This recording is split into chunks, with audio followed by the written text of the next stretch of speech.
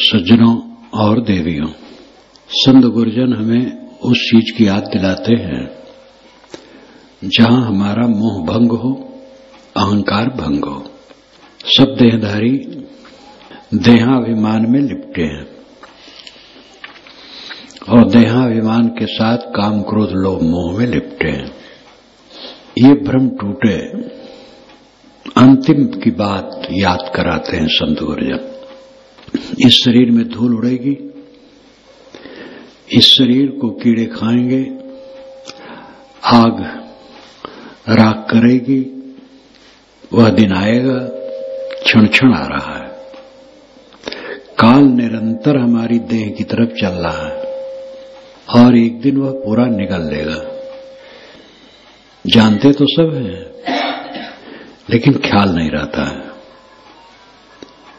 इतना अहंकार है कि मालूम होता है यहीं रहना है और चाहे जैसे भी हो, न्याय अन्याय से, अहिंसा हिंसा से, सत असत से, जैसे भी हो, इच्छित वस्तुओं का संग्रह करना है, दूसरों को दबाना है, सताना है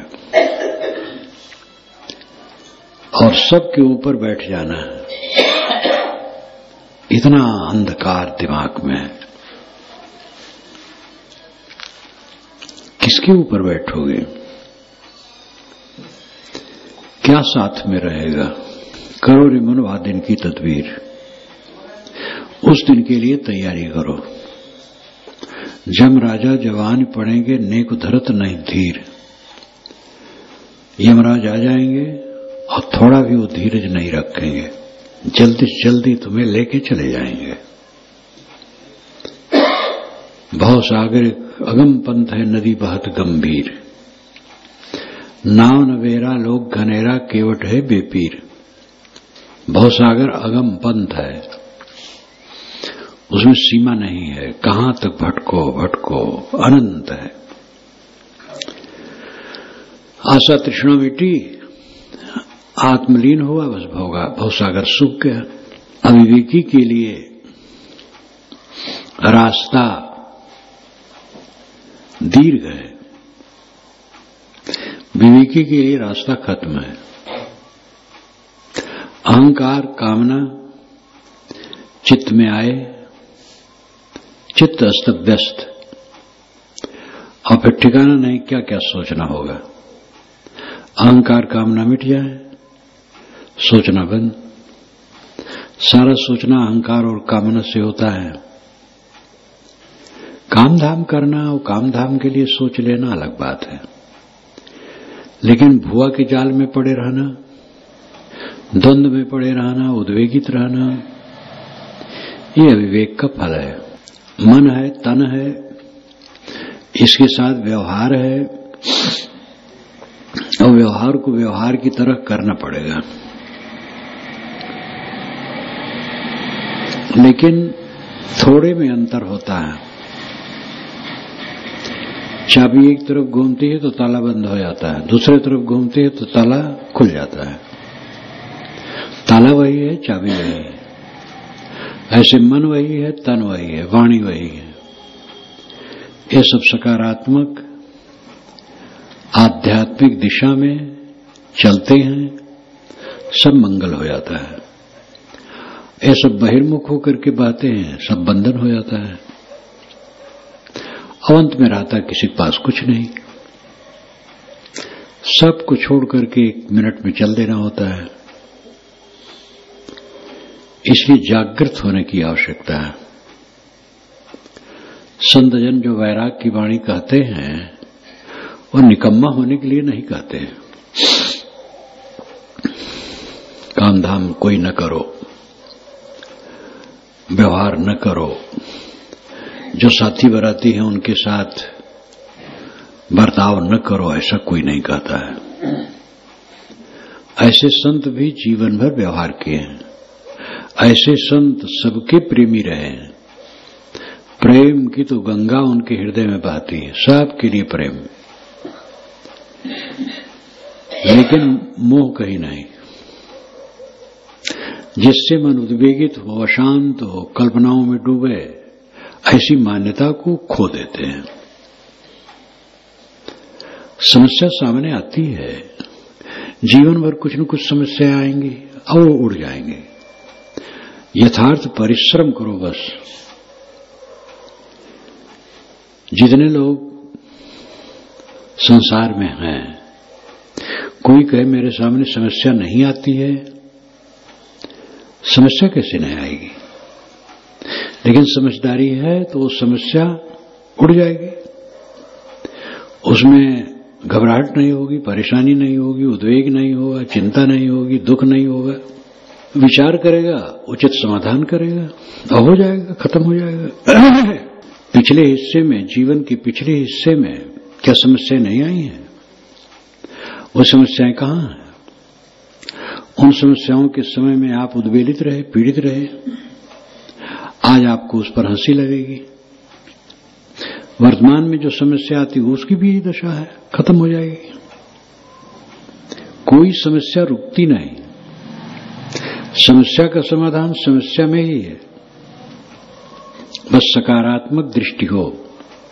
नकारात्मक दृष्टि अपना करके तो आदमी कभी शांति नहीं पाता है। निगेटिव निगेटिव निगेटिव, हर समय निगेटिव चिंतन, उसके चित्त में दुखों का सागर हो जाता है। अपने साथियों के लिए सबसे असंतोष, ये भयंकर रोग है। जबकि अपने साथी ही सारा काम करते हैं, चाहे 2 हो, 4 हो, 6 हो, 10 हो, 20 हो, 50 हो, जहां जैसे भी हो, वही सारा काम करते हैं और उन्हीं से असंतोष। काम करेंगे, काम में गलती भी होगी, त्रुटि भी होगी, नुकसान भी हो जाएगा, बोल बर्ताव में भी त्रुटि हो जाएगी, अनसुहाती बात भी हो जाएगी। ये सबको सहलो। आपके साथी ही आपका सारा काम करते हैं, उनसे चिढ़ोगे, उलझोगे, उद्वेगित होगे तो और अपने को खोओगे, संबंध खराब करोगे, आपके लिए असहयोग शुरू हो जाएगा और फिर तकलीफ होगी। इसलिए इस चीज को समझो कि आपके साथ वाले आपकी दृष्टि से बहुत खराब हैं, लेकिन सब काम वही कर रहे हैं। क्यों इतना मानते हो? उनकी दृष्टि से शायद तुम भी खराब हो। अपना अहंकार तो ऐसा है कि हमारे में खराबी नहीं है, लेकिन जिसको तुम खराब मानते हो उसको कम अहंकार नहीं है, वो आपको खराब मानता होगा। इसलिए चक्कर में न पड़ो। सब अच्छे हैं, सब ठीक, वही आपके हाथ पैर हैं। आपके परिवार के लोग, आपके साथ के लोग, वही आपके हाथ पैर हैं। समता से बरतो। और ज्यादा उलझन तो ये मनुष्यों के बीच में लोगों को होती रहती है, क्योंकि सकारात्मक सोच नहीं अपनाते। थोड़ी प्रतिकूलता पाए बस उद्वेगित हो गए, कट कह दिए और बिगड़ गया। ये समझ लो, कोई किसी को कट प्रिय नहीं, आपको कट प्रिय नहीं है, तो दूसरे कट कहोगे तो उसको प्रिय होगा। वो आपके लिए कट कहेगा, नहीं कहेगा तो अंदर में कटता रखेगा और खराब होगा। इसलिए सहन करो और ऐसा जीवन बिताओ, सहन लगे ना कि मैं सहन कर रहा हूं। ये तो स्वभाव समझो, संसार का स्वभाव ही ऐसा है, विचित्र विचित्र। उसमें समता से रहने से काम बनेगा, उद्वेगित होने से थोड़े काम बनेगा। चीजों के लिए कभी आ जाता है, कम बेस हो जाता है, वो भी सब गुजर बसर हो जाता है। सूखा, पहले जमाने का सूखा मैं देखा हूं, एकदम पानी बरसा ही नहीं।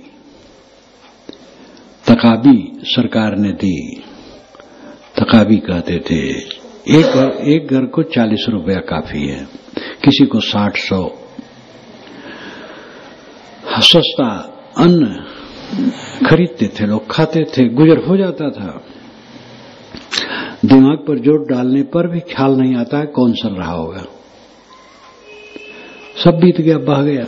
अब तो अन्न भारत में इतना है, सूखा पड़े और भूखमरी पड़े तो इसका मतलब है सरकार प्रबंध नहीं कर पा रही। सरकार के पास इतना गल्ला है कि सड़ता है। तो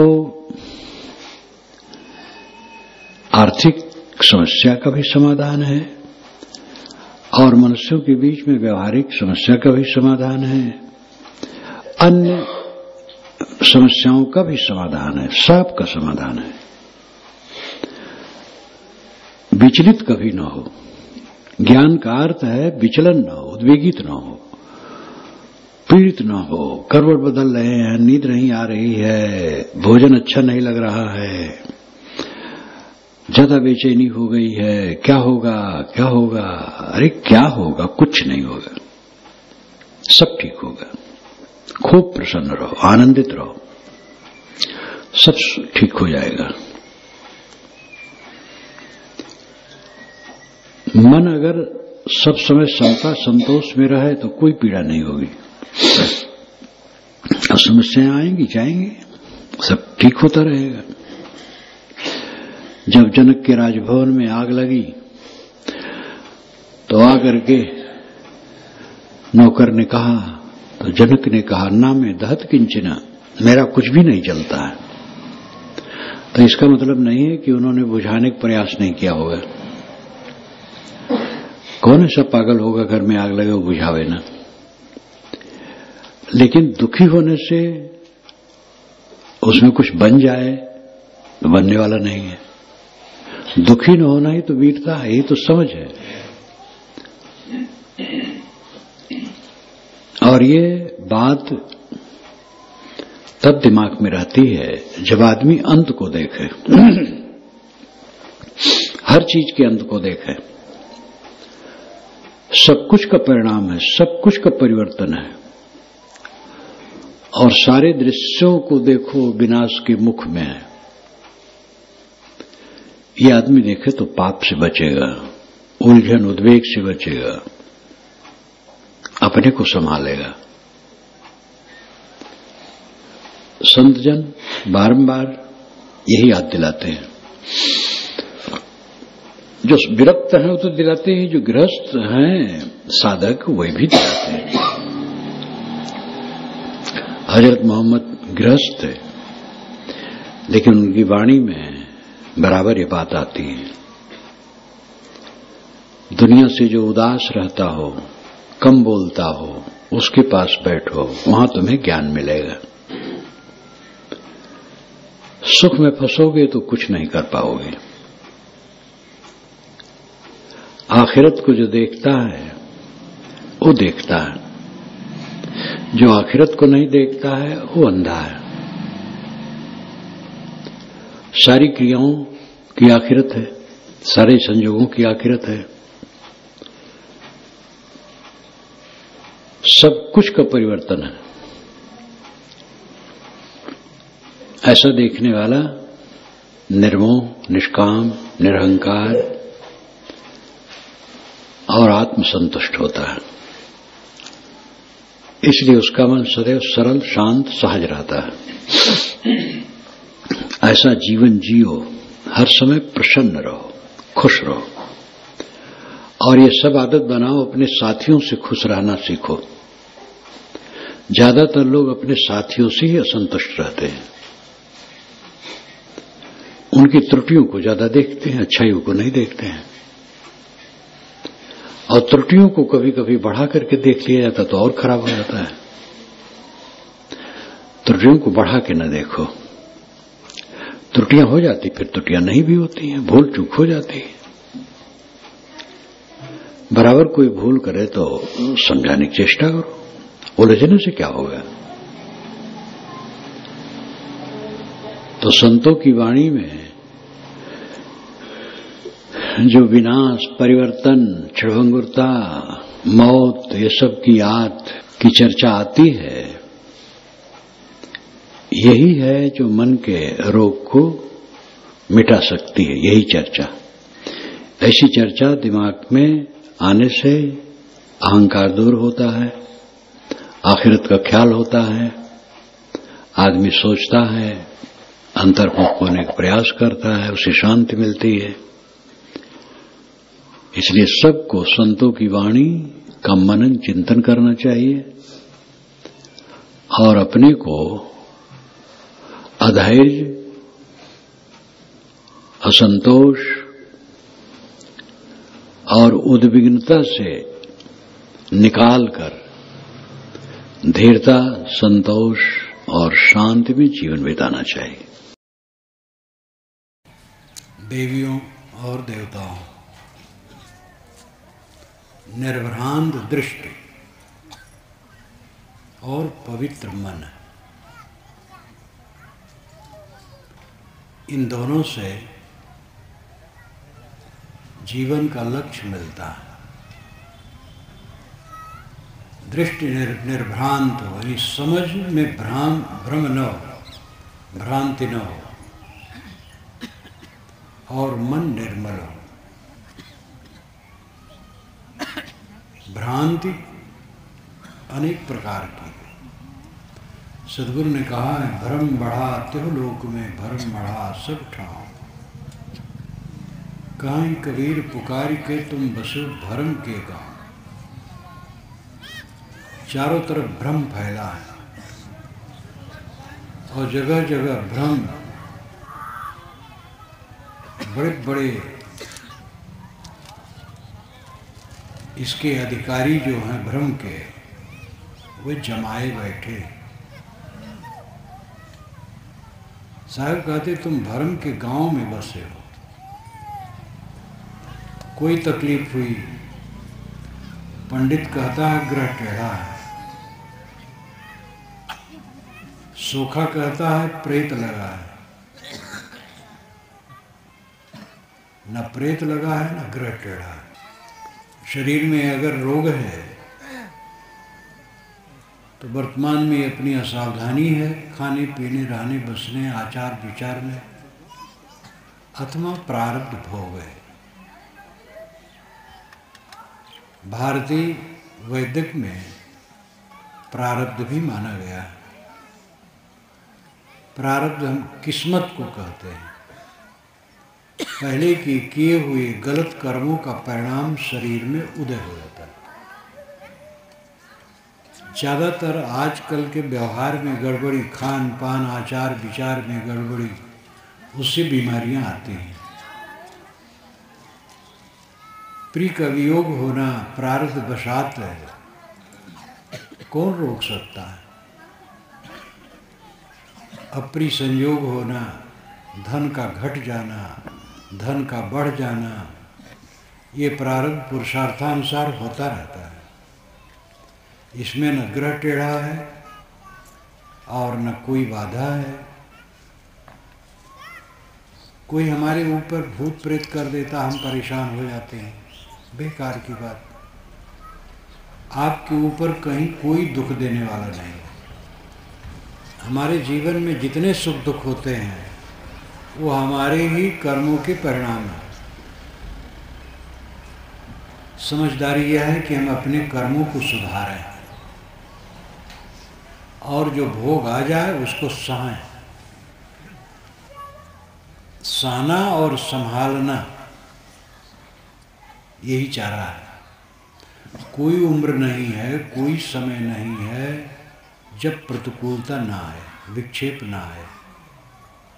झोपड़ी वाले, महल वाले, राजे महाराजे, बड़े बड़े मंत्रियों को काला झंडा दिखाया जाता है। प्रधानमंत्री की आलोचना अखबारों में होती है। प्रतिकूलता किसके सामने नहीं। लोग कहते राम राम कहो, राम दुख दूर कर देंगे। लेकिन राम के जीवन में इतना दुख आया कि भारतीय परंपरा में एक कहावत हो गई, जब कोई देर तक अपना दुख रोता है तो लोग कहते क्या यार अपनी राम कहानी शुरू कर दे। राम कहानी का अर्थ हो गया दुख भरी कहानी। जब उनको विकसित होना था, राज करना था, तो उनको 14 बरस का वन दिया गया। और इतना ही नहीं, उनकी पत्नी का एक जबरदस्त राजा अपहरण कर लिया और उसको लेकर के घोर युद्ध हुआ। युद्ध के बाद भी सीता जी का तिरस्कार राम ने किया, फिर स्वीकारा, लेकिन अयोध्या वासियों के ताना मारने से उन्होंने फिर निकाल दिया। जो ये कहा जाता है कि धोबी ने ताना मारा, वाल्मीकि रामायण में धोबी उबी चर्चा नहीं। वाल्मीकि रामायण ही मुख्य रामायण है, उसके पश्चात कई रामायणें बनी हैं। वाल्मीकि रामायण में जो चर्चा है वो जन जन की चर्चा है। एक रात को जब राम बैठे थे अपने मित्रों के साथ, तो उन्होंने मित्रों से पूछा कि मेरे विषय में, मेरी पत्नी के विषय में, मेरी माताओं के विषय में, मेरी राजनीति के विषय में, शासन के विषय में, मेरे चरित्र के विषय में समाज में क्या चर्चा है। तो मित्रों ने बताया, वे मित्र होते थे लेकिन तनख्वाह उनको मिलती थी और दर्जा मित्र का होता था। दिन भर राजा कामकाज में थका मांदा उलझा, रात में कुछ मित्र के रूप में होते थे तनख्वाहशुदा, जो उनका मनोरंजन करें और उनका चित्त हल्का करें। ऐसे मित्रों से उन्होंने पूछा। मित्रों ने कहा सब चर्चा अच्छी है, एक चर्चा खराब है। लोग कहते हैं सीता रावण के यहाँ इतने दिन रही और उसको फिर ये ला करके अपनी पत्नी बना ली। कैसे इनको लगता होगा? और हम लोगों की इज्जत फिर क्या रहेगी? हमारी पत्नियां भी कहीं रहें और फिर हमें उनको स्वीकारना पड़ेगा। तो राम उदास हो गए, कहे अच्छा सब जाओ अपने अपने घर, सबको भेज दिया। फिर उन्होंने भरत, शत्रुघ्न और लक्ष्मण को बुलाया और कहा तुम लोगों को मैं कोई बात कहने जा रहा हूँ, उस पर तुम लोग प्रश्न नहीं कर सकते हो। वीटो पावर लगा दिया एकदम पहले और कहा हमारा अपवाद बहुत हो रहा है अयोध्या में। सीता को ले जाकर के गंगा पार जंगल में निकाला, वाल्मीकि आश्रम के वन में छोड़ा। तो ये इलाहाबाद के दक्षिण तरफ ही की बात है, उसी तरफ रहा होगा वाल्मीकि का आश्रम। और ऐसा किया गया जैसा रामायण में लिखा है। अयोध्या वाले सीता जी को, राम जी को नहीं समझ पाए। सीता जी अपनी खुशी से रावण के यहाँ थोड़े गई थी। रावण तो उड़ा के ले गया था बलपूर्वक और बारंबार कहता था मेरी पत्नी बन जाओ, वे नहीं स्वीकारती थी, फटकारती थी। और रावण का इसमें ये नैतिक बल था कि बलात् नहीं करता था। जो कहा गया है कि बलात् करने से वो मर जाता, शाप था, ये तो बकवास है। शाप और कुछ नहीं, ये रावण की इज्जत घटाना है। वास्तव में रावण ने गलत किया, पराई स्त्री को चुरा ले गया, लेकिन इतने पर भी उसमें ये नैतिकता थी कि जब तक वो नहीं स्वीकारती है उसको पत्नी नहीं बनाऊंगा। तो इस प्रकार घटना घटी। अयोध्या वाले राम को कहाँ समझ पाए और सीता को कहाँ समझ पाए? सीता पतिव्रता, सीता के विषय में अयोध्या वालों को संदेह नहीं करना चाहिए, राम के विषय में संदेह नहीं करना चाहिए। लेकिन सीता और राम को अयोध्या वाले नहीं समझ पाए। जब वो नहीं रहे तब पीछे तो अयोध्या में जा कर के देखो हर जगह सीताराम सीताराम कीर्तन होता है। ये दुनिया है। कोई महापुरुष रहता है तो उसको सही ढंग से समझने वाले बहुत कम होते हैं। जब वो नहीं रहते हैं तब उनका गुणगान गाया जाता है। गोस्वामी जी ने एक दोहा कहा है, अब जस जोग की जानकी मड़ चोरी का कान, तुलसी लोक रिझाइबो करस कातबो नान। क्या सीता जी अभयस के योग थी? क्या श्री कृष्ण महाराज ने मड़ की चोरी की थी? लेकिन उनको ऑब्जेक्शन लगा। श्री कृष्ण महाराज कुछ दूसरे ढंग के थे, और जब उनको ये लांछन लगा कि उन्होंने मड़ चुराया है तो उसके पीछे पड़ गए, और जहाँ मड़ रही वहाँ से उन्होंने प्राप्त करवाया तो लोग लज्जित हुए। श्री कृष्ण मणि नहीं चुरा सकते। राम जी का कुछ स्वभाव दूसरा था। अब वे मंत्रियों को बुलाते और नगर के लोगों को, खास खास लोगों को बुलाते, बात रखते कि भाई सीता जी अपनी इच्छा से नहीं गई थी, वो तो कैद थी वहाँ, उन पर संदेह करना गलत है। ये सब वो नहीं कर पाए, इतने संकोचित। ये उनकी कमजोरी को हो, त्रुटि को हो, स्वभाव को हो। श्री कृष्ण महाराज दूसरे ढंग के थे, वो कोई बात होती तो उसके पीछे पड़ जाते थे। तो न तो सीता जी अभयस के योग्य थी, न श्री कृष्ण ने मड़ की चोरी की थी। तुलसी लोक रिझाइबो करस कातबो नान।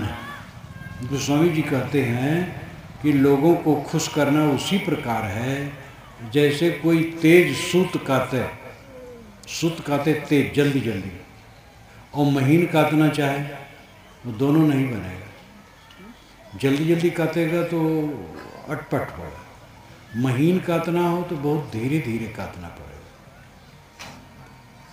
तो ये संसार ऐसा है कि न तो कोई अभयस से बच सकता है, न अपमान अनादर से बच सकता है, न प्रिवियोग से बच सकता है, न बुढ़ापा, अगर जिंदगी है तो बुढ़ापा से नहीं बच सकता है। और रोग कुछ न कुछ लग जाता है, नहीं रोग लगता है बुढ़ापा तो आ ही जाता है। और जो स्वजन है, स्वजन के विचारों का अंतर रहता है। ज़्यादातर लोग आहत होते हैं स्वजनों के वाक बाण से।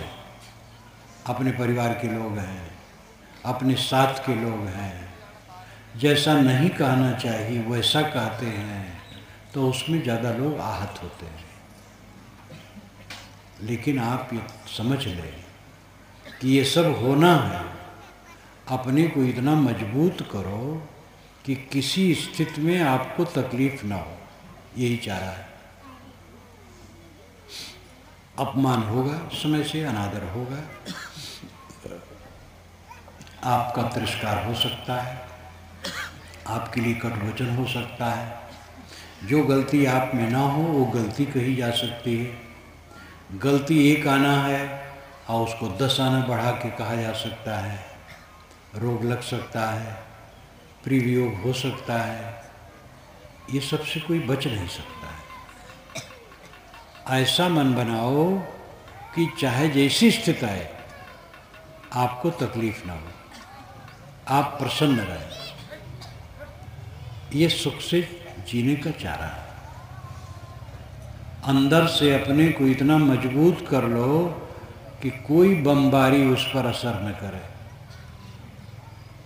पाकिस्तान हिंदुस्तान से युद्ध हुआ था, वो शायद 65 का समय है। लाल बहादुर शास्त्री उस समय थे। तो अमेरिका का टैंक, सैकड़ों टैंक पाकिस्तान को मिला था युद्ध करने के लिए, और टैंक भारत के सिपाहियों ने पकड़ लिया और जब्त कर लिया, और भारत के नगर नगर में वो टैंक रखे। तो टैंक का चद्दर बड़ा मजबूत था, उसके अंदर में लोग बैठ करके बम फेंकते थे, गोलाबारी करते थे, और उनके ऊपर कुछ भी हो कोई असर नहीं होता था। लेकिन हमारे भारत के लोगों ने उसको पकड़ लिया और अमेरिका बहुत लज्जित हुआ, पाकिस्तान हारा। मैं ये कह रहा था कि उस टैंक पर जो चद्दर चढ़ाई गई थी मोटी, इसी आशा से कि इसमें गोलाबारी असर नहीं करेगी, लेकिन उसने असर की। जो ये ज्ञान का है चद्दर, इस पर तो गोलाबारी असर नहीं ही करेगी, ये पक्का है। अपने को ऐसा बना लो कोई असर न करे, आपको लोग गाली दें लेकिन आपको दुख ना हो, आपका तिरस्कार हो लेकिन आपका दुख ना हो। सभा में आप बैठे हैं, आपका हाथ पकड़ करके कोई खींच करके नीचे बैठा है, ऊंचे बैठे हो और आपको तकलीफ ना हो। प्री से प्री छूट गया हो, चला गया हो दुनिया से, लेकिन आपको तकलीफ ना हो। धन हार गया हो लेकिन आप दुखी ना हो। ये तैयारी करनी चाहिए, यही अध्यात्म है। और ये हो सकता है, वेद में आता है जहाँ पर अस्त्र शस्त्र का वर्णन है तो वहाँ पर अंत में आता है अस्त्र शस्त्र उस जमाने का जो था उसका वर्णन है, लेकिन अंत में आता है ब्रह्म वर्म ममांतरम। ब्रह्म पवित्रता, आत्मज्ञान, वर्म का अर्थ है कवच, जिसको पहन लेने पर उसमें गोली बेधेगी नहीं, तलवार नहीं काट सकेगी। ब्रह्म वरम ममांतरम, मम अंतरम, मेरे भीतर जो सुरक्षा करने का साधन है वो ब्रह्म है। ब्रह्म का मतलब आत्मा, आत्मज्ञान और पवित्रता। निर्भ्रांत दृष्टि हो, मैंने कई बार कहा है, भगवान की माया हमें नहीं नचाती, हमारी माया नचाती है। ये भूल जाओ कि भगवान की माया हमारे ऊपर परेशान कर रही है हमें। ये गलत लोग कहते हैं, भगवान कोई धोखेबाज नहीं होता है जो माया रखे हो सब पर दौड़ा दे। ये गलत सूचना है, चाहे शास्त्र में लिखा हो चाहे महात्मा पंडित कहते हो। और भगवान जो चाहता है जिससे वो करवाता है, ये भी झूठ है। आप जो चाहते हैं वो करते हैं, इसलिए आपका सोचना, बोलना और करना ये आपकी जिम्मेदारी में है। जो आप सोचते हैं उसके आप जिम्मेदार हैं, जो आप बोलते हैं उसके आप जिम्मेदार हैं, जो आप करते हैं उसकी जिम्मेदार हैं। न भगवान नहीं है, न शैतान है, न कोई है। यही सच्चाई है। कर्ता स्वतंत्र होता है और स्वतंत्र ही कर्ता होता है। आप अपने कर्मों के कर्ता हैं, इसलिए स्वतंत्र हैं, और स्वतंत्र हैं इसीलिए आपको कर्मफल भोग होता है। तलवार से आपने किसी को मारा तो तलवार पुलिस जब्त कर लेती है और आपको जेल में डाल देती है। मुकदमा चलता है तो आपको सजा होती है, तलवार नहीं तोड़ी जाती है, क्योंकि तलवार प्रेरिता नहीं है, प्रेरिता आप है, मनुष्य। तलवार ने काटा लेकिन तलवार में जान नहीं है, उसमें सोच नहीं है, वो प्रेरक नहीं है। प्रेरक तो मनुष्य है, इसलिए मनुष्य को दंड मिलता है, और मनुष्य अच्छा काम करे तो पुरस्कार मिलता है। इसलिए यह भ्रम न होना चाहिए कि ईश्वर हमसे कुछ करवाता है, और ये भ्रम नहीं होना चाहिए कि ईश्वर की माया हमें नचाती है। इस बात को ठीक से समझिए। प्रवचन में तो थोड़ा इशारा किया जाता है, थोड़ा समय रहता है।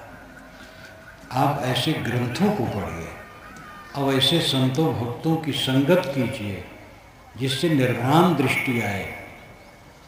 शास्त्रों और महापुरुषों के वचनों में अच्छी बातें भी हैं और गलत बातें भी हैं, क्योंकि महापुरुष एक नहीं हुए, अनेक हुए।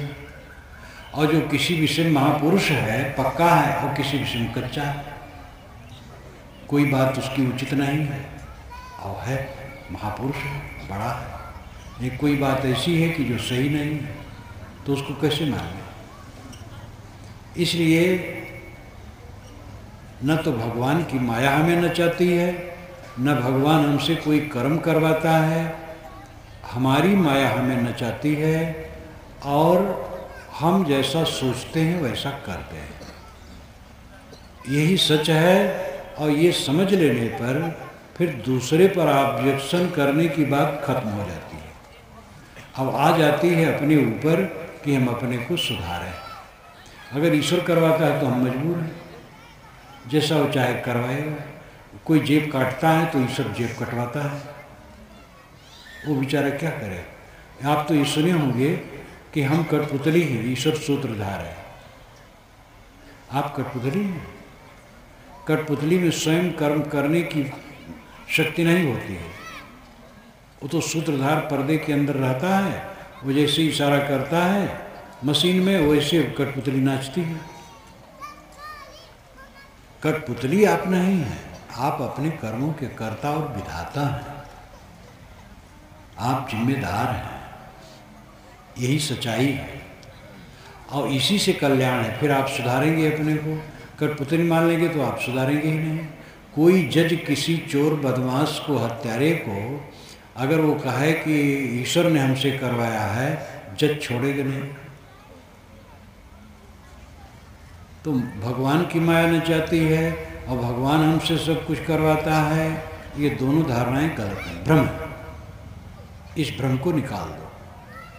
भूत प्रेत लगते हैं, भूत प्रेत होते ही नहीं, भ्रम है केवल।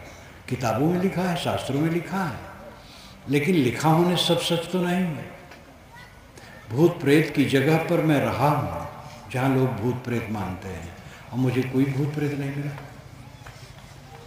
एक बार की बात है, ये सन 56-57 की, 1956-57, बहुत पुरानी घटना है। मैं एक जगह रहता था अकेला। वो अंग्रेजों का बंगला था, अंग्रेज तो चले गए थे, तो हमारे एक भक्त ने खरीद लिया था। तो उसमें मैं एकांतवास करता था। और चारों तरफ 1 किलोमीटर, आधा किलोमीटर की दूर पर गांव था, और वहाँ पर वो बंगला था और कुआं था और पेड़ थे। मैं अकेला रहता था। तो दिन में जब ग्वाले आए गाय चराने, तो हमसे कभी कभी पूछें, महाराज आप अकेले रहते हैं? मैंने कहा हाँ अकेले रहता हूँ। कि महाराज यहाँ प्रेत रहते हैं। तो मैंने कहा तो फिर अकेले कैसे रहते हैं? हम रहते और प्रेत रहते हैं, दो हो गए। कहे महाराज आप अभी हंसते हैं, लेकिन जब पाला पड़ेगा तब पता लगेगा, और प्रेत जब आपको पकड़ेगा तब आपको पता लगेगा। हमने कहा तो हम तैयार हैं, प्रेत आवे मिले हमसे और हम पकड़वाने के लिए तैयार हैं। वहाँ हम खूब रहे, याद तो नहीं है 2 महीना रहे कि 2.5 महीना रहे, अकेले रहता था। गांव से भगत थे तो कभी मूंग ले आवे उबला हुआ या भीगा हुआ, कभी कोई थोड़ा दूध ले आवे, ऐसे खा लो और अकेला रहा। कोई प्रेत नहीं है। भूत प्रेत का मतलब है जो चला गया। प्रेत आत्मा, गया हुआ आत्मा, देह छोड़ करके जो चला गया उसको प्रेत आत्मा कहते हैं। दुष्ट आत्मा जो खराब स्वभाव का आत्मा, शुद्ध आत्मा जो अच्छे स्वभाव का आत्मा है, महात्मा जो इंद्रियजित आत्मा है, और परमात्मा जो गुणातीत है। गुणातीत का मतलब है जिसका शोक मोह मिट गया है। तो सब आत्मा ही का विशेषण है। जो देहात्मा, प्रेतात्मा देह छोड़ करके चला गया उसको होते प्रेतात्मा। प्रेत की कोई योनि और खाने नहीं है। झाड़ फूक कुछ कभी भी मत कराइए। सांप बिच्छू काटे छेदे तो तुरंत दवाई होनी चाहिए। झाड़ फूक से कुछ नहीं होता है। जहरीला सांप काट देगा तो आदमी मर ही जाएगा। अब आज इसकी दवाइयाँ हैं, इंजेक्शन लग जाता है, हॉस्पिटल ले जाइए तो संभल सकता है। ग्रह लगा है और ग्रह टेढ़ा है, युगनी बाएं या दाएं है, अंग फड़कने से हान लाभ की कल्पना, हाथ रेखा दिखाना, सब भ्रम है। कुछ नहीं दिखाओ किसी को, काम करो, निर्भ्रांत दृष्टि अपनाओ, भ्रम रहित जीवन बिताओ। आपको पाना कुछ नहीं है। परमात्मा मोक्ष पाना नहीं है। परमात्मा मोक्ष आपका अस्तित्व ही है। पाने की चीज छूट जाती है। ये आप स्वयं सोचिए जो मिलेगा वो छूट जाएगा। ये प्रकृति का विधान है। परमात्मा मिलेगा तो छूट जाएगा, मोक्ष मिलेगा तो छूट जाएगा। मोक्ष मिलता नहीं है, कहने का तरीका है मोक्ष मिलना। मोक्ष होता है, जैसे रस्सी में हम बंधे हैं तो रस्सी काट दी गई तो मिला हमें क्या, छुट्टी पा गए। इसी को मोक्ष मिलना कहा जाता है। अमुक आदमी को उस जेल से अमुक आदमी की मुक्ति हो गई, मुक्ति मिल गई। तो मुक्ति मिल गई, मुक्ति कौन वस्तु है जो मिल गई? बस कैद खाने से उसको छोड़ दिया गया, वही मुक्ति मिलना कहा जाता है। तो मोक्ष मिलता नहीं कुछ, मोक्ष छूटने को कहते हैं। राग द्वेष कलह कल्पना मन का विकार छूट गया, आत्मा निर्मल हो गई, यही मोक्ष मिलना कहा जाता है। परमात्मा मिलना, जब आत्मा शुद्ध हो गया बस वही परमात्मा है। मिला कुछ नहीं, मल था, विक्षेप था, आवरण था, वो कट गया, धुल गया, स्वयं शेष रह गया। यही परमात्मा का मिलना कहा जाता है। मिलता कुछ नहीं, परमात्मा आपका अस्तित्व ही है। सदैव आपके साथ परमात्मा बैठा है, पाना नहीं है। अनुभव क्यों नहीं होता है? क्योंकि मन में तो गड़बड़ियाँ हैं, राग है, द्वेष है, मोह है, ममता है, अविद्या है, अज्ञान है। तो परमात्मा का अनुभव कैसे हो? कबीर मन तो एक है, भावे कहाँ लगाओ, भावे गुरु की भक्ति करो, भावे विषय कमाओ। मन में मलिनता रहेगी तो परमात्मा का अनुभव कैसे होगा? इसलिए जरूरी है मन की मलिनता को धोएं।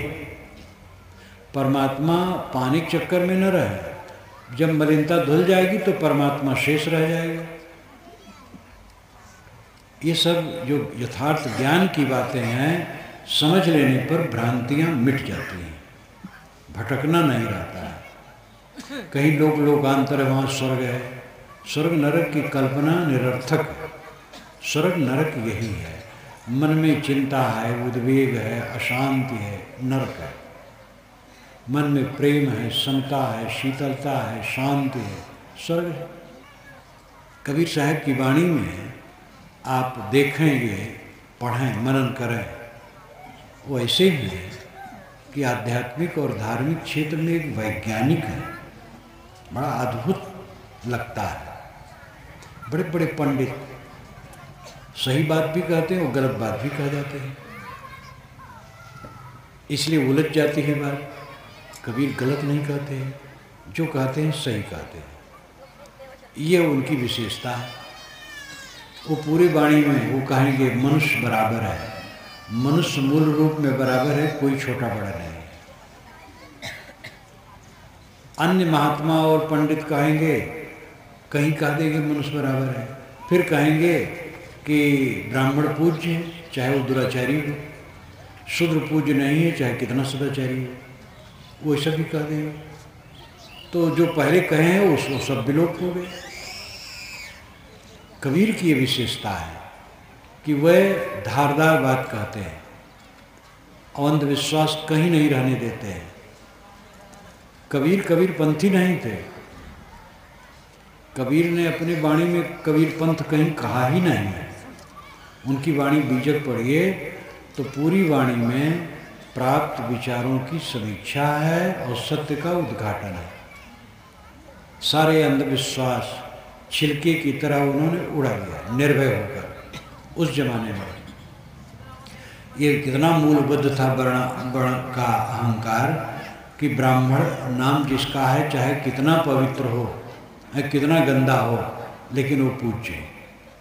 कबीर साहब ने कहा बिल्कुल गलत है। ब्राह्मण और शूद्र शब्द ही मात्र है, मनुष्य मौलिक रूप में बराबर है। आगे चल करके उसका आचार विचार जैसा होता वो छोटा बड़ा हो जाता है।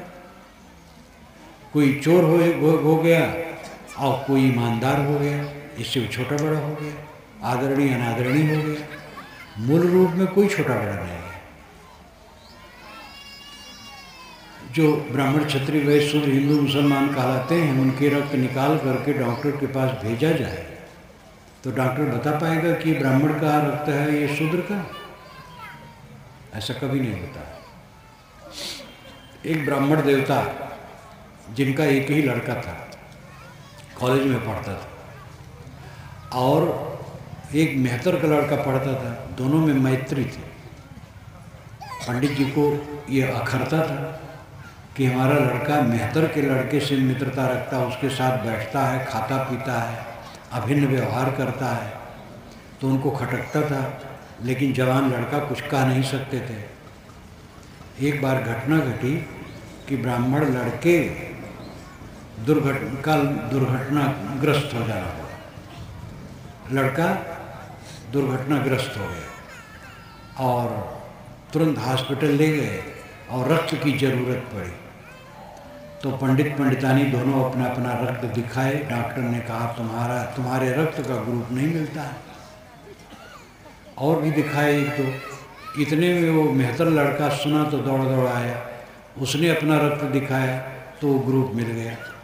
डॉक्टर ने कहा इस लड़के का मिलता है। पंडित ने कहा कि ये मेहतर के लड़के का रक्त नहीं डाला जा सकता ब्राह्मण के शरीर में। डॉक्टर ने कहा कि तुम ब्राह्मण बनते हो और लड़का मर जाएगा और इसी का ये रक्त मिल रहा है और तुम्हारा रक्त नहीं मिलता है। डांटा तो मेहतर के लड़के का रक्त निकाल करके ब्राह्मण के लड़के में डाला गया। ये रक्त की पोल पट्टी। जात्रत्र महासर्प मनुष्यते महामते संक्रांत सर्व वर्णानाम दुष्परिच्छेद में होते सर्वे सर्वा सुपत्यानि जनयन् सदा नराः तस्मात् शीलं प्रधान इष्टं विपर्ये तत्दर्शिना। ये महाभारत में आता है कि जाति का मतलब है पैदा होना। जात संस्कृत भाषा का शब्द है, इसका अर्थ होता है पैदा होना। जाति पैदा होना, जात पैदा हुआ। मनुष्यत्व ही जात है। और जो वर्ण माने हैं ब्राह्मण क्षत्रिय वैश्य शूद्र, तो वेदव्यास जी कहते हैं सर्वे सर्वा सुपत्यानि जनयन् सदा नराः। ब्राह्मण क्षत्रिय वैश्य शूद्र जिनको कहते हैं उन सब की स्त्रियों से सबके पुरुषों द्वारा गर्भधारण हुआ है। ब्राह्मण देवता हैं, वो अपने किसी सामान्य नौकरानी को गर्भवती कर दिया और नौकर से उनकी पंडितानी को गर्भ रह गया। ऐसा होता रहा है, आज भी होता है। वेदव्यास जी एकदम खरी बात करते, जैसे कबीरी भाषा बोल रहे हो। सर्वे सर्वा सुपत्यानि जनयन् सदा नराः। सब समय मनुष्यों में सभी वर्णों की स्त्रियों से सभी वर्णों के पुरुषों से गर्भाधान हुआ है। तस्मात् शीलं प्रधान इष्टम, इसलिए शील प्रधान है, सद्गुण प्रधान है।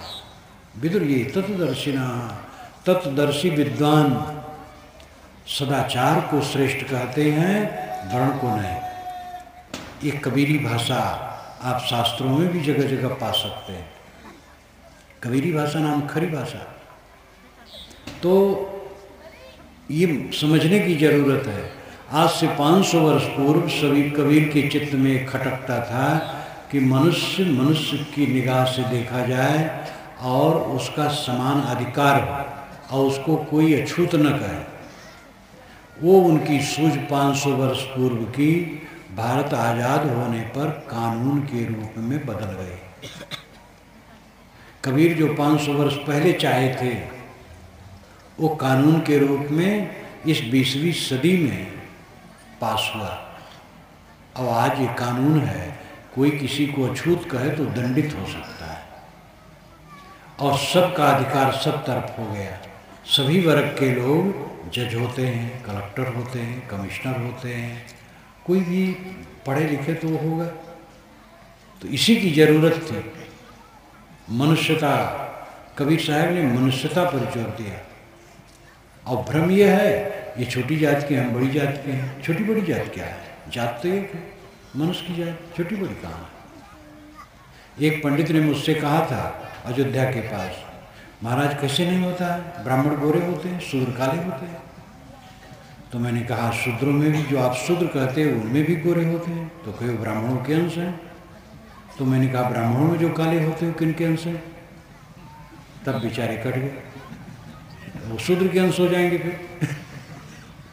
श्री राम और श्री कृष्ण श्याम और घन श्याम थे, तो क्या उनको आप टाट बाहर कर देंगे? वेदव्यास काले थे एकदम, जो ब्राह्मणों के सिर पर बैठे हैं। इसलिए ये सब भ्रम छोड़ दो, निभ्रम दृष्टि अपनाओ। मानव मानव है, नर नारी दोनों मनुष्य हैं, दोनों का अपना अधिकार है, दोनों अपने कर्तव्य को समझें। वेदों में कहीं नहीं लिखा है कि शूद्र और स्त्री वेद पढ़ने के अधिकारी नहीं, कहीं नहीं लिखा है। 1 दर्जन से अधिक स्त्रियां हैं जिन्होंने वेद मंत्रों की रचना की है। मेरी पुस्तक है वेद क्या कहते हैं, उसकी भूमिका ही में मैंने लिखा है और नंबर दिया है, नाम दिया है कि किस किस ने लिखा है, वो कौन कौन नंबर का मंत्र है, ये सब मैंने विवरण दिया भूमिका में। वेद क्या कहते मेरी पुस्तक है, कोई भी पढ़ के समझ सकता है। शूद्र कहे जाने वाले लोग वेद मंत्र के रचयिता हैं और स्त्रियां वेद मंत्र की रचयिता हैं, तो पढ़ कैसे नहीं सकती हैं? इतना विवेकहीन हो जाना। और हजारों वर्षों से ढिढोरा पीटा जा रहा है कि शूद्र और स्त्री वेद नहीं पढ़ सकते हैं। ब्राह्मण पढ़ सकता, ब्राह्मणी नहीं पढ़ सकती। तिवारी वेद पढ़े, तिवारी न पढ़े, ये कौन सी अकल है? कबीर साहब ने कहा कि वेद पढ़े पर भेद न जाना। ये वेद पढ़ते लेकिन भेद नहीं जानते हैं। मानव मात्र का अधिकार सर्वत्र है और भ्रम जात पात का छोड़ो, छुआछूत का आधार आचार है।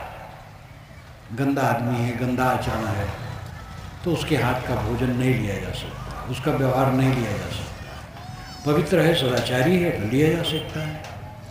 एक मेहतर है, स्नान करके साफ कपड़ा पहन लिया, वो भोजन बना सकता है। एक ब्राह्मण है लेकिन टट्टी घर से निकला, वो भंडार घर में नहीं जा सकता है, स्नान कर ले तो जा सकता है। ये वास्तविकता है। हम लोगों का शरीर क्या है? हाड़ मांस का ढांचा है, ये तो शूद्र है। अब आत्मा ब्राह्मण है, ब्रह्म है, तो सब ब्राह्मण है, सब शूद्र है। इसमें अहंकार करने क्या गुंजाइश है और दूसरे को नीच कहने क्या गुंजाइश है? निर्भ्राम दृष्टि अपनाओ, भ्रम रहित दृष्टि हो। और परमात्मा कहीं बाहर मिलने वाली चीज नहीं है। परमात्मा सबके अंदर में बैठा है। आत्मा परमात्मा है, वो साक्षी है, दृष्टा है, ज्ञाता है, ज्ञान स्वरूप है। कबीर साहब ने कहा पानी में मीन पियासी, उन्होंने कहा कि हृदय बसे ते राम न जाना। गीता में कहती है उपदृष्टानुमंता चा भर्ता भोक्ता महेश्वरा परमात्मेत चा पुत्रो देहे अस्मिन पुरुषा परा। अस्मिन देहे, इस देह में, पुरुषा परा, जो पर पुरुष है आत्मा, उपद्रष्टा। उपद्रष्टा का मतलब निकट बैठ करके देखने वाला, अनुमंता राय देने वाला, भर्ता भरण पोषण करने वाला, भोक्ता शुद्ध भोगने वाला, महेश्वरा महान ईश्वर, परमात्मे और परमात्मा, यानी इस देह में रहने वाला जो आत्मा है वही परमात्मा है, वही दृष्टा भर्ता भोक्ता और महान ईश्वर है।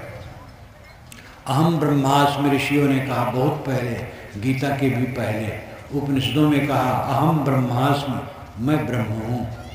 तत्तमस, तू ब्रह्म है। अयम आत्मा ब्रह्म, ये आत्मा ब्रह्म है। प्रज्ञानम ब्रह्म, ज्ञान ही ब्रह्म है। इस प्रकार की घोषणाएं ऋषियों ने की। तो दृष्टि हमारी निर्भ्रांत होनी चाहिए, बाहर से कुछ पाना नहीं है। मोक्ष और परमात्मा आपका अस्तित्व ही है। फिर अनुभव क्यों नहीं होता है? क्योंकि मन तो खराब है, राग द्वेष मल विक्षेप आवरण से भरा है, काम क्रोध लोभ मोह अनेक विकारों से भरा है। तो उसका कैसे अनुभव? जरूरी है कि ये विकारों को हम धोएं। मन की पवित्रता, मैंने कहा था निर्भ्रांत दृष्टि और मन की पवित्रता, ये दो से लक्ष्य प्राप्त होगा। लक्ष्य क्या है? परमानंद, परम शांत, परम सुख। आप क्या चाहते हैं? ऐसा सुख जिसमें दुख न हो, निर्भय सुख, अनंत सुख, जो सुख घटे न। ऐसा सुख दुनिया में कहीं नहीं। ऐसा सुख है यथार्थ ज्ञान और मन की पवित्रता में। मन पवित्र है लेकिन यथार्थ ज्ञान नहीं तो भटक रहे हैं। परमात्मा के दर्शन करना चाहते हैं क्योंकि पुराणों में लिखा है, वेद शास्त्रों में कहीं नहीं लिखा है कि परमात्मा अलग होता है, उसका दर्शन होता है। ये जब से पुराण बने और महाकाव्य बने, इसमें लिखा गया है। और यही पंडित लोग कथा बाँचते हैं और लोग पढ़ते भी हैं, और इसी का हल्ला है। दर्शन जिसका होता है वो दृश्य होता है, वो माया है। ये चक्षुषा न पश्यत इन चक्षुंस पश्यत तदेव ब्रह्मत्वं विद् नेदम यदमुपास्ते। ये श्रुत वचन है।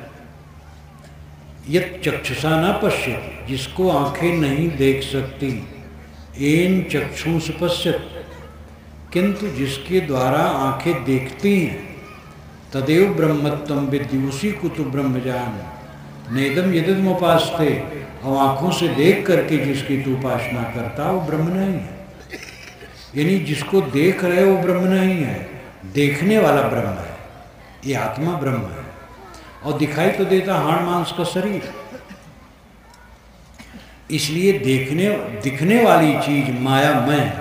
गोस्वामी जी ने मानस में हर जगह जहाँ श्री राम से कोई मिलने आया है तो श्री राम की सुंदरता में आगंतुक को मोहा दिया है। श्री राम इतने सुंदर हैं, लेकिन जब उन्होंने ज्ञान की बात कही तब कहा, गो गोचर जहाँ लग मन जाई, सो सब माया जानो भाई।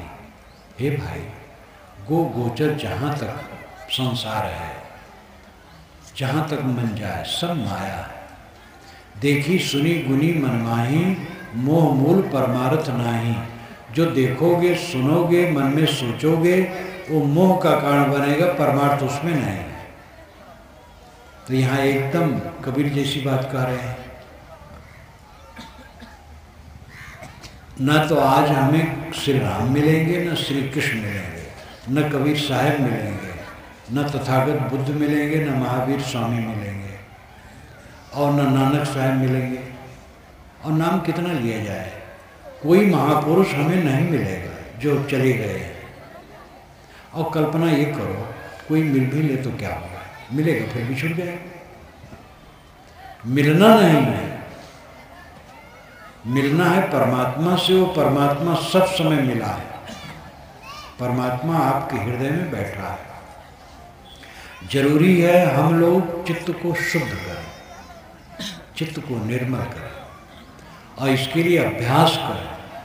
सुबह शाम अकेले में बैठे अपने गुणदोषों पर विचार करें, दोषों को दूर करें, सद्गुणों को बढ़ाएं, क्षमा को बढ़ाएं, क्रोध को घटाएं, तृष्णा को घटाएं और संतोष को बढ़ाएं, प्रेम को बढ़ाएं, घृणा को हटाएं। जो सबसे ज़्यादा खटकने वाली चीज़ है, आपस में रहने वालों से कलह। ये घर घर और घट घट का रोग है। जो साथ में रहते हैं उन्हीं के प्रति दोष दृष्टि, इसको खत्म करो। साथियों के लिए दोष दृष्टि न बनाओ।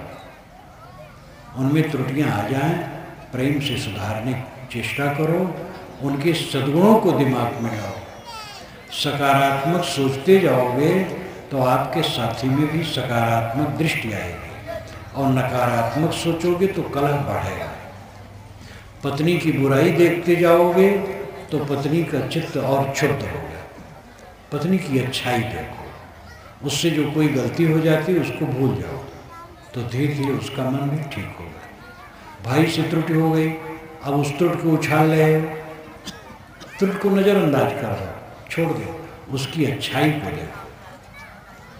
एक कहानी है, दो भाई घी का घड़ा उतार रहे थे, तो एक निशानी पर खड़ा होकर के घी का घड़ा पकड़ा और नीचे वाले भाई के हाथ में दिया। दोनों के हाथ से छूट गया और घड़ा जमीन पर गिरा और टूट गया। मिट्टी का घड़ा था। घी खराब हो गया। ऊपर वाला भाई कहता था कि भैया मैं ठीक से पकड़ा नहीं पाया।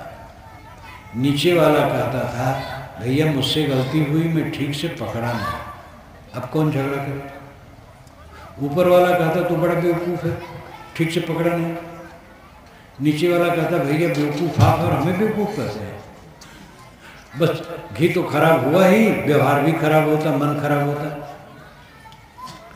अपना दोष देखना शुरू करो, दूसरे का दोष देखना बंद करो। ये चारा है आपस में सुंदर बर्ताव का। स्वर्ग कहाँ है और देवता कहाँ? जहाँ देवता रहे वहाँ स्वर्ग है। आपके आसपास जो रहते वो देवता है, लेकिन हमारी दृष्टि बिल्कुल गलत है। जो साथ में रहते वो दैत्य लगते हैं, खराब। तो नरक है अपना। फिर ये जो साथ के लोग हैं दैत्य नहीं, राक्षस नहीं, देवता है।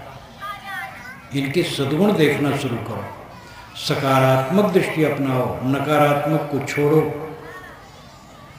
तब मन बढ़िया होगा और व्यवहार बढ़िया होगा। इसी जीवन में स्वर्ग होगा। आप घर में पहुँचे और सबके लिए दृष्टि बढ़िया है, प्रसन्न है। आप पत्नी को देख के खुश, पति को देख के देवियाँ खुश, देवरान जेठान और सास बहू एक दूसरे को देख करके खुश, तो घर में स्वर्ग है। ज़्यादातर ये माताएं होती हैं अपनी पुत्री को तो बहुत प्यार देती हैं, लेकिन बहू को प्यार नहीं देती हैं। माताओं के मन में होता है कि लड़के की जल्दी शादी हो जाए और बहू घर में आ जाए, रोटी बनावे में छुट्टी मिले। बहू आ गई तो जब आ गई तब अब बहू से विरोध करना शुरू किया। तो बहू से विरोध करती हैं देवियाँ, तो इनकी बुढ़ापा में सेवा कौन करेगा? अपनी लड़की तो करेगी नहीं, लड़की तो अलग गई, बहू ही सेवा करने वाली होगी। और बहू की बुराई करती हो तब क्या दशा होगी? बहू को जो सताएगी और बुराई करेगी सास, तो जब बहू का राजकाज होगा तो बदला लेगी। और क्या होगा? बहू को पुत्री माने, देवियाँ सावधान, अपनी बहू को पुत्री मानो, उनको स्नेह दो। उनसे त्रुटियां हो जाएं तो त्रुटियों को संभाल लो, प्यार दो। सब जगह प्यार की जरूरत है। प्यार का अभाव, साहब ने कहा प्रेम पाट का चोलना पहिर कबीरू नाच। ऐ लोगों, प्रेम रूपी वस्त्र का चोलना पहन करके नाचो। ये अलंकार में कहा हुआ नाचने का शायद पसंद नहीं करते। यहाँ नाचने का अर्थ है सेवा करना। प्रेम का कहीं कपड़ा होता है? पूरे जयपुर में खोज डालो, प्रेम का कपड़ा कहीं नहीं मिलेगा। तो प्रेम पाट का चोलना पहिर कबीरू नाच, इसका अर्थ है कि जितना काम करो प्रेम पूर्वक करो। देवियाँ भोजन बनाएं तो प्रेम पूर्वक परोसें। और जब देवी का दिमाग खराब है तो थाली में रोटी रख करके लगे पति के सामने पटक दिया, खाओ। गुस्सा ओ फिर पूजा नहीं रहे। प्रेम से भोजन परोसो, प्रेम से बच्चों की सेवा करो, प्रेम से दुकानदार ग्राहकों को सौदा दे। समझे भगवान भगवती आए हमारी दुकान पर, उनको ठगो ना, उचित मुनाफा लो। प्रेम का बर्ताव ऑफिस में अफसर और क्लर्क ग्राहकों से प्रेम पूर्वक बर्ताव करें। समझे कि भगवान भगवती हमारे ऑफिस में आए हैं, लेकिन भगवान भगवती समझे तो घूस किससे लेंगे? और भगवान को चाहते हैं। अगर आपको कहा जाए जयपुर स्टेशन पर भगवान 5 बजे उतरेगा गाड़ी से, तो आप लोग सब भाग खड़े होंगे और इधर वहाँ छिपेंगे, कहीं ऊंचे पेड़ पर चढ़ेंगे कि भगवान आए तो मैं पहले देख लूँ। अगर मैं कहूँ ये सब भगवान भगवती हैं तो आपको विश्वास नहीं। जहाँ भगवान है उनको हम भगवान नहीं मानते, जहाँ नहीं वहाँ भगवान खोजते हैं। ये सब भगवान है, ये सब भगवान भगवती बैठे हैं। इनके प्रति सकारात्मक दृष्टि अपनाओ, कलह दूर करो, प्रेम का प्रकाश करो। तो इस प्रकार चित्त की निर्मलता और निर्भ्रांत दृष्टि, ये दोनों की जरूरत है। समझदारी हो और ज्ञान के ग्रंथ मिलें और अच्छे संत भक्त मिलें तो निर्भ्रांत दृष्टि हो जाती है जल्दी। लेकिन मन को निर्मल करना, इसमें समय लगता है। जब कोई विनम्र हो करके लग जाएगा तो मन भी निर्मल हो जाएगा। इसी में तो समझता है। हम काले शरीर को गोरा नहीं कर सकते, छोटे शरीर को लंबा नहीं कर सकते, स्त्री को पुरुष, पुरुष को स्त्री नहीं कर सकते, लेकिन गंदे मन को निर्मल कर सकते हैं। काले शरीर को गोरा अगर कर भी दे तो कोई फायदा नहीं, उसे कर नहीं सकते, लेकिन मान लो कर दे तो क्या फायदा होगा? ये तो रंग है, काला और रंग क्या फर्क पड़ता है? मन निर्मल हो तब सुख हो। तो निर्भ्रांत दृष्टि अपनाओ, ऐसा यथार्थ ज्ञान प्राप्त करो जिससे दृष्टि निर्मल, निर्भ्रांत हो और मन निर्मल हो। परमात्मा आत्मा है, पाना बाहर से कुछ नहीं है। जो आप पाना चाहते हैं, परमानंद, परम सुख, परमात्मा, वो आपके अंदर में बैठा है। उसका अनुभव इसलिए नहीं होता है कि मन में कलह है, राग द्वेष है, मैल है, उसको धोना है। सत्संग, स्वाध्याय, सेवा से उसको धो और कल्याण प्राप्त करो।